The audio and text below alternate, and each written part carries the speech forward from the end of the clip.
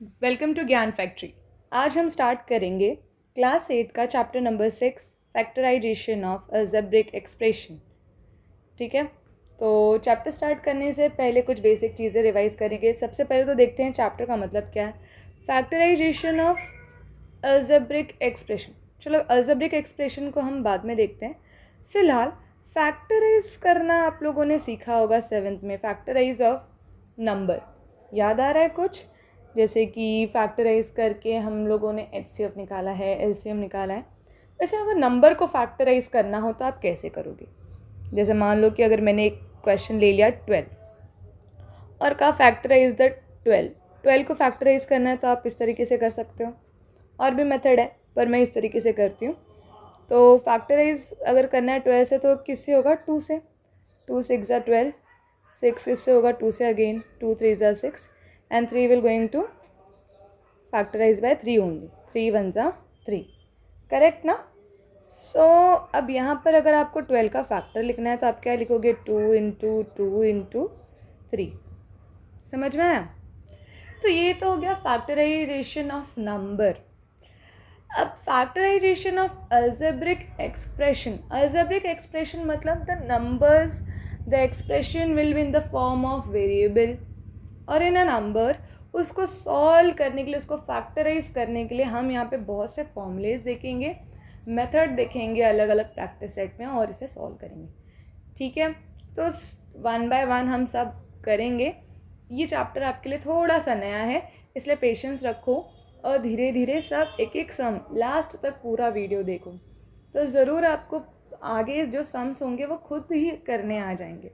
ठीक है, तो बस स्टेप बाय स्टेप जाना है और ध्यान से देखना है। अब मान लो अगर मैंने बोला कि 18 का फैक्टर लो, मतलब ऐसा प्रोडक्ट लो जिसको मल्टीप्लाई करने पर क्या मिले? 18। तो आप क्या लोगे? 3 6 ज़ा 18 और कुछ पॉसिबिलिटी है? हाँ, 9 2 ज़ा 18 और एक पॉसिबिलिटी है? हाँ, 18 1 ज़ा 18। देखो तीन तीन फैक्टर्स हो गए 18 के। मतलब दो नंबर को आप कई तरीके से क्या कर सकते हो, एक नंबर को फैक्टराइज करना है तो कई तरीके से आप उनका फैक्टर ले सकते हो। अगर मान लो जैसे मुझे तो 9 का टेबल आता है, 3 का टेबल आता है, अगर आपको टेबल नहीं आता तो उस केस में क्या करोगे? लेट्स सी, लेट अज्यूम मैं 18 का फैक्टर लेती हूँ यहाँ पर। तो मैं यहाँ 2 से ले लेती हूँ, 2 9 ज़ा 18, फिर 9 विल बी गो विद 3, 3 3 ज़ा 9 और 3 तो 3 से ही जाने वाला है, करेक्ट। तब 18 का फैक्टर क्या ले सकते हो आप? 2 इंटू 3 इंटू 3। मुझे दो सेट बनाने, दो सेट के नंबर्स बनाने ताकि वो फैक्टर मैं लिख सकूँ। तो पहला आ जाएगा 2 3 ज़ा 6 इंटू 3। देखो पहला फैक्टर मिल गया है ना। दूसरा आप ले सकते हो, 2 को अकेला छोड़ दो और 3 3 ज़ा 9, करेक्ट। तीसरा आप ले सकते हो, यहाँ पर कुछ नहीं तो 1 लिख सकते हो ना, 1 क्या ही बिगाड़ लेगा किसी का। 2 3 ज़ा 6, 6 3 ज़ा 18 एंड 18 1 ज़ा 18। आई होप इतना समझा होगा। ये तो नंबर का फैक्टराइजेशन है। मैं आगे बताऊंगी क्यों मैं ये नंबर के फैक्टराइजेशन आपको सिखा रही हूँ। यही चीज़ आपको आगे आपके प्रैक्टिस सेट 6.1 में यूज़ होने वाला है। ठीक है ना? चलो, इस प्रैक्टिस सेट स्टार्ट करने से पहले कुछ और चीज़ें हैं, छोटी छोटी बारीकियाँ जो है ना वो आपको पता होनी चाहिए, तो फिर आप उस सम को ईजिली सॉल्व कर पाओगे। ठीक है, तो थोड़ी सी चीज़ें और रिवाइज करते हैं फिर प्रैक्टिस सेट 6.1 की तरफ। तो प्रैक्टिस सेट 6.1 में है factor of quadratic trinomial. Quadratic trinomial का आपको लेना है फैक्टर। अब क्वाड्रेटिक क्या है, ट्राइनोमियल क्या है? ट्राइनोमियल तो आपको शायद याद आ रहा होगा, है ना? 7th स्टैंडर्ड में किया था ना, monomial, binomial, trinomial, polynomial. Monomial मतलब अगर कोई एक सिंगल टर्म है ना, तो वो क्या हो सकता है? मोनोमियल।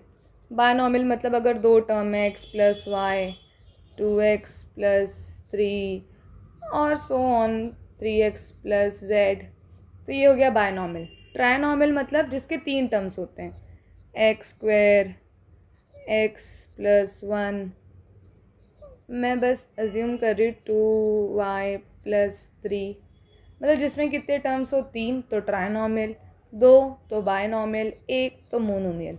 और पॉलिनोमियल मतलब 4 या 4 से ज़्यादा टर्म्स हैं, 4 या 4 से ज़्यादा टर्म है तो वो क्या हो जाएगा, पॉलिनोमियल। इतना समझा। ट्राइनोमियल समझा ना, ट्राइनोमियल मतलब कि क्या, 3 टर्म्स हो। अब क्वाड्रेटिक का मतलब क्या होता है, क्वाड्रेटिक का मतलब होता है ऐसे एक्सप्रेशन जिसका हाईएस्ट डिग्री और हाईएस्ट पावर क्या हो, 2 हो।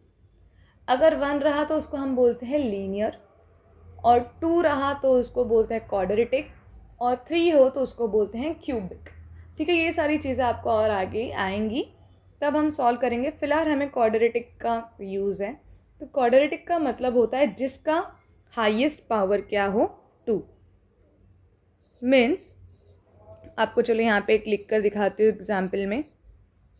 यहाँ भी मैंने बायनॉमियल में भी लिख के रखा हुआ है। ये देखो, इसका हाईएस्ट पावर क्या है, 2। इसका कुछ नहीं है तो क्या है, 1 है ना। तो यहाँ पे हाईएस्ट पावर 2 है तो ये भी क्या होगा, क्वाड्रेटिक ट्राइनोमियल। और भी एग्जाम्पल ले सकते हैं, x² plus 2x plus 3 y² plus 10y plus 9। तो इस जिसके हाईएस्ट पावर क्या हो, 2 हो, और जिसमें कितने टर्म्स हो, 3 टर्म्स हो, तो उसे हम बोलते हैं क्वाड्रेटिक ट्राइनोमियल। Understood everyone. तो बिना लेट किए अब हम स्टार्ट करेंगे हमारा 6.1 फैक्टराइज। तो यहाँ पे जो एक्सप्रेशन दिख रहा है इसे आपको क्या करना है, फैक्टराइज करना है। तो फैक्टराइज करने के लिए जो मेथड है वो ध्यान से देखना है आपको, ठीक है। सो यहाँ पर आपको आप देख सकते हो कि जो फर्स्ट टर्म है, इस फर्स्ट टर्म के साथ कोई नंबर नहीं है, सिर्फ x² है यहाँ पर, और यहाँ पर कोई वेरिएबल के साथ कोई भी कोएफिशिएंट नहीं है। तो कोई भी कोएफिशिएंट नहीं है, कोई नंबर नहीं है, तो वहाँ पर आपको क्या अज्यूम करना है, 1। तो पहले स्टेप में क्या करना है, जो फर्स्ट टर्म है, जो नंबर है फर्स्ट टर्म का, उसको लास्ट के टर्म से कर देना है मल्टीप्लाई। लास्ट के टर्म से मल्टीप्लाई करोगे तो 18 1 ज़ा 18 आ गया, करेक्ट। अब 18 का आपको ऐसा फैक्टर लेना है कि मल्टीप्लाई करने पर, मतलब कि प्रोडक्ट करने पर उसका आंसर आए 18, बट सम करने पर उसका मिडल टर्म आए। मिडल टर्म क्या है, 9 और 9x। ठीक है, ऐसे 2 नंबर लेने हैं जिसको मल्टीप्लाई करने पर क्या मिले, 18, पर सम करने पर क्या मिले, 9। तो जैसा कि हमने देखा था, हमने तीन प्रोडक्ट देखे थे ना इसके 18 के। कौन कौन से देखे थे, 2 9 ज़ा, फिर 3 6 ज़ा, और 18 1 ज़ा, करेक्ट। तो अब इसमें से कौन सा फैक्टर हम ले सकते हैं, 2 + 9 11 होगा, 9 - 2 7 होगा, पॉसिबल नहीं है। 3 + 6 9, तो मिडल टर्म हमको क्या चाहिए, 9 ही चाहिए ना। ये देखो, ये यहाँ पर आपको इसका प्रोडक्ट लेना है 18 का ऐसा प्रोडक्ट लेना है जिसका सम क्या आ जाए, मिडल टर्म क्या है, 9। समझा बच्चों। तो हम इसमें से कौन सा वाला चूज़ करेंगे, 3 × 6 वाला। तो अब यहाँ पर मैं क्या लूँगी, प्रोडक्ट 3 × 6। देखो धीरे धीरे देखते जाओ, समझ जाएगा, ठीक है। 3 × 6, इनको मल्टीप्लाई करने पर क्या मिलने वाला है मुझे, 18, और इन दोनों को ऐड करने पर क्या मिलने वाला है, 9। तो अब यहाँ पे साइन किसको देंगे, साइन किसके अकॉर्डिंग देते हैं। जैसे मान लो, देखो मैं सम कर रही हूँ, तो अगर दोनों नंबर के पास प्लस है तो मैं क्या करूँगी, प्लस ही करूँगी। 3 + 6 9। अगर दोनों नंबर के पास माइनस है तब भी मैं क्या करूँगी, प्लस ही करूँगी, दोनों नंबर को ऐड ही करूँगी, क्योंकि माइनस माइनस क्या होता है, प्लस। तो हम प्लस करेंगे। 3 + 6 क्या होगा, 9, और बिगर नंबर का हम लगाएंगे साइन। 6 की साइन क्या है, माइनस। अब अगर सम करते समय एक नंबर के पास माइनस है और दूसरे नंबर के पास क्या है, प्लस।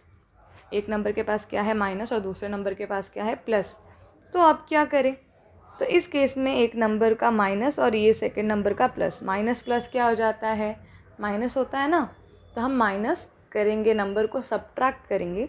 6 माइनस 3 क्या आ जाएगा 3। और साइन हमेशा किसका लगाते हैं, बिगर नंबर का। बिगर नंबर का साइन क्या है, प्लस। सेम केस में अगर मैंने 3 को दे दिया प्लस, और यहाँ पर प्लस लिखो या कोई साइन मत लिखो, बात एक ही है। और बिगर नंबर को दे दिया माइनस, 6 को दे दिया मैंने माइनस, 3 को दे दिया है प्लस। तो अब कैसे करेंगे, अब भी यहाँ पर कुछ नहीं तो क्या है, प्लस है, तो प्लस माइनस तो माइनस होगा, मतलब कि 6 माइनस 3 करेंगे हम। 6 माइनस 3 अब भी क्या आएगा, 3 आएगा। पर साइन किसका लगाएंगे, बिगर नंबर का। और इस बार बिगर नंबर का साइन क्या है, माइनस। समझ रहे हो। तो ये सब मैंने आपको क्यों बताया, क्योंकि ये अभी आपको यूज़ होने वाला है। सो ये आपको रिवाइज़ करना होगा कि कब हम सम करते समय नंबर को प्लस का साइन देंगे, कब माइनस का साइन देंगे, वो मैं धीरे धीरे आपको बताऊंगी। अभी हमें क्या करना है, इन दोनों को ऐड करना है। तो दोनों को ऐड करने के लिए ये दोनों टाइम पे हमने क्या किया, ऐड, और इन दोनों टाइम पे हमने क्या किया, सब्ट्रैक्ट। तो ऐड करने के लिए हम या तो दोनों को क्या देंगे, प्लस, या तो दोनों को देंगे माइनस। अगर दोनों को प्लस दिया तो मुझे +9 ही मिलेगा, पर अगर दोनों को माइनस दिया तो 9 तो मिलेगा, पर साथ में क्या मिल जाएगा, माइनस। तो मैं यहाँ पर दोनों को प्लस दूंगी। तो ऐड करते समय दोनों को, एडिशन के समय दोनों को क्या देना है, सेम साइन। ठीक है, और सेम साइन देना, पर साइन किसकी देंगे, प्लस की या माइनस की। सेम साइन में भी 2 ऑप्शन आएगा, दोनों को प्लस दो या दोनों को माइनस दो। तो वो कहाँ से डिसाइड होगा, मिडल टर्म से। अगर मिडल टर्म के पास क्या है, प्लस का साइन है, तो आप क्या दोगे, दोनों को प्लस। और अगर मिडल टर्म में क्या है, माइनस, अगर दोनों मिडल टर्म में अगर माइनस है तो दोनों को क्या दे दोगे, माइनस। ठीक है, अगर मान लो यहाँ पे 1 मिनट, दोनों को क्या दे दोगे, माइनस। समझ रहे हो। तो यहाँ पर तो प्लस है हमारे क्वेश्चन में, इसलिए हम दोनों को क्या देंगे, प्लस। प्लस प्लस क्या हो जाएगा, प्लस। 3 + 6 क्या आ जाएगा, 9। एंड प्लस प्लस क्या होता है, प्लस ही होता है। समझ में आया। तो अब देखो, ये आपको मिल गया फैक्टर। अब हम इसे करेंगे हमारे क्वेश्चन में यूज़। तो पहला जो टर्म है उसको ऐसे लिखो, 1 लिखने की ज़रूरत नहीं है। जो ये 9x है ना, इसको हम 2 पार्ट में स्प्लिट करेंगे। ठीक है, 3 और 6 में। तो हम क्या लिखेंगे, 3x, 9x है तो यहाँ पर भी हम लिखेंगे 3x और 6x। और दोनों को प्लस है, इसलिए दोनों को कौन सा साइन देने वाले हैं, यहाँ पर प्लस। और लास्ट जो नंबर है उसको भी हम एज इट इज़ लिख देते हैं। समझा। क्या किया मैंने, फर्स्ट टर्म और लास्ट टर्म को हाथ लगाया नहीं, और जैसा था वैसे ही, सिर्फ मिडल टर्म को गायब कर देना है, और उसके प्लेस पर जो आपको यहाँ पे फैक्टर्स मिले हैं उन्हें लिखना है विद साइन। यहाँ पर प्लस है तो प्लस, यहाँ पर भी प्लस है तो प्लस। अब ये करने के बाद नेक्स्ट स्टेप में क्या करना है, जो 4 टर्म्स मिले हैं उसको 2 पार्ट में डिवाइड करना है, 2 टर्म्स में। ये 2 पार्ट में डिवाइड हो गया। तो अब डिवाइड होने के बाद अब हम चेक करेंगे कि इनमें से हमें क्या कुछ कॉमन मिल सकता है। देखो, x² को मैं क्या x × x लिख सकती हूँ, हाँ। 3x को 3 × x लिख सकती हूँ, हाँ। 6 को 6 × x लिख सकती हूँ, और 18 को मैं बहुत से फैक्टर्स लिख सकती हूँ, लेकिन 6 से रिलेटेबल जो फैक्टर होगा ना उसको यहाँ पे लिखो, तो आपके लिए यूज़फुल होगा। तो 6 के टेबल में 18 कितने टाइम में आता है, 3। 6 3 = 18। अंडरस्टूड। अब हम निकालेंगे कॉमन टर्म्स। जैसे कि यहाँ पर देखो, यहाँ पर भी x है और यहाँ पर भी x है, तो ये एक x बाहर गया, ये दोनों टर्म के x बाहर गए कॉमन में, अंदर बचता है x और +3, x + 3। फिर यहाँ पे अगर प्लस है तो यहाँ पर भी क्या लेना है, प्लस। यहाँ पे अगर माइनस रहता तो यहाँ पे मैं माइनस लेती, मैं आगे बताती हूँ वो वाला सम। अब यहाँ पर कॉमन क्या है, 6 है ना, तो 6 को ले लिया कॉमन, अंदर क्या बचा, x और +3, x + 3। अब आप देख सकते हो यहाँ पे कॉमन क्या है, x + 3। ये दोनों टर्म में कॉमन टर्म मिल रहा है x + 3, तो x + 3 को लिख दो एक बार। बचा क्या फिर, x + 6। ये जो कॉमन टर्म्स थे वो बाहर आ गए, और ये जो बचे हुए टर्म्स है वो दूसरे ब्रैकेट में चले गए। ठीक है, अंदर सिर्फ x+6 बचा तो वो मैंने लिख दिया। देखो, अगर तुम्हें चेक करना है कि जो आपने सम किया है वो करेक्ट है या नहीं है, तो वो कैसे चेक करोगे कि कॉमन लेने के बाद ये दोनों जो ब्रैकेट्स हैं, ये जो दोनों ब्रैकेट हैं, क्या ये दोनों ब्रैकेट सेम आ रहे हैं? अगर दोनों ब्रैकेट सेम आ रहे हैं तो मतलब आपका किया हुआ सम सही है। अगर यहाँ पर मान लो प्लस और यहाँ पे अगर माइनस भी आ जाए ना, प्लस की जगह माइनस भी आ जाए, तो मतलब ब्रैकेट के टर्म सेम नहीं है, तो आपने कुछ गड़बड़ की हुई है। तो यहाँ के दोनों के कॉमन लेने के बाद दोनों ब्रैकेट के जो टर्म से सेम आते हैं, तो मतलब आप सही जा रहे हो। इन दोनों को कॉमन लेने के बाद ये दोनों टर्म जो बचे हैं उनको साथ में लिख देना है। समझ में आया? डोंट वरी, हम आगे जाएंगे। जैसे जैसे प्रैक्टिस सेट ख़त्म होगा आपको अच्छी तरीके से ये सम्स समझ में आने लगेंगे। चलो नेक्स्ट सम की तरफ चलते हैं। अब यहाँ पर देख सकते हो आपका सेकंड सम है x² - 10x + 9। तो एज़ यूजुअल फर्स्ट टर्म में कुछ नहीं है, सिर्फ x² है। तो वेरिएबल के साथ अगर कोई नंबर नहीं है, कोई कोएफिशिएंट नहीं है, तो मतलब क्या है 1। तो 1 का मल्टीप्लाई हम करेंगे लास्ट वाले टर्म में। 1 × 9 क्या आ जाएगा? 9, करेक्ट। तो अब हम 9 का क्या लेंगे? फैक्टर। 9 का ऐसा फैक्टर लेंगे कि मिडल टर्म में क्या मिल जाए? 10। मतलब कि सम करने पर अपने को मिलना चाहिए 10 और प्रोडक्ट करने पर क्या मिलना चाहिए? 9। तो अब कौन सा फैक्टर ले? 3 3 × 9, ये हो सकता है क्या? 3 + 3 6, 3 - 3 0। तो इसके तो चांसेस नहीं है। तो 9 का और कौन सा फैक्टर होगा? 9 × 1 = 9, 9 + 1, 9 + 1 10 होता है ना, पर यहाँ पे हमें 10 नहीं चाहिए, -10 चाहिए। तो अब हम यहाँ पर ये तो समझ में आ गया कि हमें फैक्टर 9 + 1 का ही लेना है, क्योंकि मल्टीप्लाई करने पर 3 × 3 9 तो आ रहा था, पर सम अपने को 10 नहीं मिल रहा था। तो इसलिए ये वाला फैक्टर हम सिलेक्ट नहीं कर सकते। तो कौन सा फैक्टर सिलेक्ट करेंगे? जो प्रोडक्ट के बाद 9 तो दे, पर सम के बाद 10 भी दे। ठीक है, तो देखो 9 × 1 = 9 तो आ ही रहा है, प्लस इसका सम भी कितना आ रहा है? 10। तो अब हम यहाँ पे साइन किसकी दें? जैसा कि मैंने आपको बताया था, अगर आपको याद हो कि सम करते समय देखो यहाँ पर सम, ये दोनों केसेस में हम क्या कर रहे थे? सम कर रहे थे। जब दोनों को मैंने क्या दिया था? प्लस का साइन दिया था, करेक्ट। दोनों को प्लस का साइन दिया था तो प्लस प्लस प्लस होता है। 3 + 6 9, या माइनस माइनस भी प्लस होता है। 3 + 6 9 ही होगा, बट साइन किसकी आएगी? माइनस की। तो यहाँ भी अब आपको उसी हिसाब से क्या करना है? साइन देनी है। इन दोनों को ऐड करना है, तो ऐड करते समय क्या करना है? सेम साइन देनी है। मैं बार बार बता रही हूँ, ऐड करते समय सेम साइन देनी है। पर कौन सी सेम साइन? या तो दोनों को प्लस दो या तो दोनों को माइनस। पर प्लस दें या माइनस, ये कौन डिसाइड करेगा? ये जो मिडल वाला टर्म बैठा है ना, वो मिडल वाले टर्म के पास कौन सी साइन है? माइनस। तो दोनों टर्म को कौन सी साइन दे दो? माइनस की साइन दे दो। ठीक है, तो चलो अब हम अपने इक्वेशन में पुट करते हैं इसे। First term as it is रखो, इसे स्प्लिट करके लिखना है -9x - 1x + 9।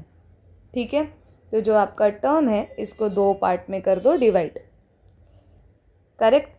x² को x × x लिख सकते हैं, 9 को 9 × x लिख सकते हैं, है ना। 9 को हम और भी फैक्टर ले सकते थे, पर यहाँ पे मुझे पता है मैं सिर्फ x को कॉमन ले सकती हूँ, क्योंकि यहाँ पे कोई नंबर तो है ही नहीं, तो कॉमन लेने का चांस ही नहीं होता है। और यहाँ पर -1 × x है, और यहाँ पर 9 को 9 × 1 लिख दो। ठीक है, तो यहाँ पर देखो कॉमन क्या है? x और x को ले लिया कॉमन, अंदर क्या बचा? x - 9। अब यहाँ पर इस टर्म में देखो स्टार्टिंग में माइनस है, तो यहाँ पर क्या लेना है? माइनस। अगर प्लस रहता तो क्या लेते? प्लस।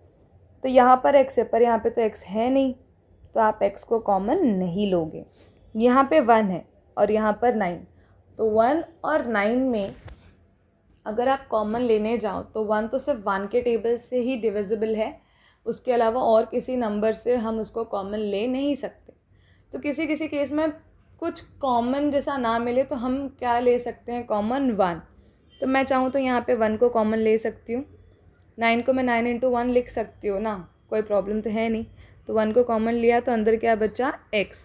अब एक चीज़ और, जब आप माइनस को बाहर कॉमन ले लेते हो तो जो सेकेंड पार्ट है ना, सेकेंड पार्ट के जितने भी साइन होंगे वो हो जाएंगे चेंज, मतलब कि प्लस का माइनस और माइनस का प्लस। ठीक है, देखो यहाँ पे प्लस, जो ये वाला फर्स्ट टर्म माइनस था तो ये क्या हो जाएगा प्लस, ये भी प्लस है तो ये भी क्या हो जाएगा माइनस, -9। तो फर्स्ट टर्म में आप प्लस की साइन मत शो करो तो भी चलेगा। ठीक है, x -9। समझो, माइनस को कॉमन लिया तो अंदर के साइन को क्या करना होगा, चेंज। अगर प्लस है तो माइनस कर दो और अगर माइनस है तो प्लस। देखो माइनस को कॉमन लिया तो ये माइनस था ना, ये वाला टर्म, तो ये क्या हो जाएगा प्लस और ये प्लस वाला हो गया माइनस। अब आप देख सकते हो आपको दोनों ब्रैकेट सेम मिला, x -9 और बचा क्या, x -1। करेक्ट। आगे के सम हम नेक्स्ट वीडियो में करेंगे, लेक्चर नंबर 2 में। तो अगर आपको ये वीडियो समझा हो तो लाइक करो, शेयर करो अपने फ्रेंड्स को, सब्सक्राइब करो और बेल आइकन पर प्रेस करना मत भूलना, क्योंकि मैं लेक्चर नंबर 2 बहुत जल्दी अपलोड कर दूँगी। क्योंकि ये तो स्टार्टिंग ही था 6.1 का, जो मेन सम है वो लेक्चर नंबर 2 में ही आपको देखने के लिए मिलेंगे और लेक्चर नंबर 2 में डेफिनेटली आपको पूरा समझ में आने लग जाएगा। ठीक है एवरीवन, चलो बाय।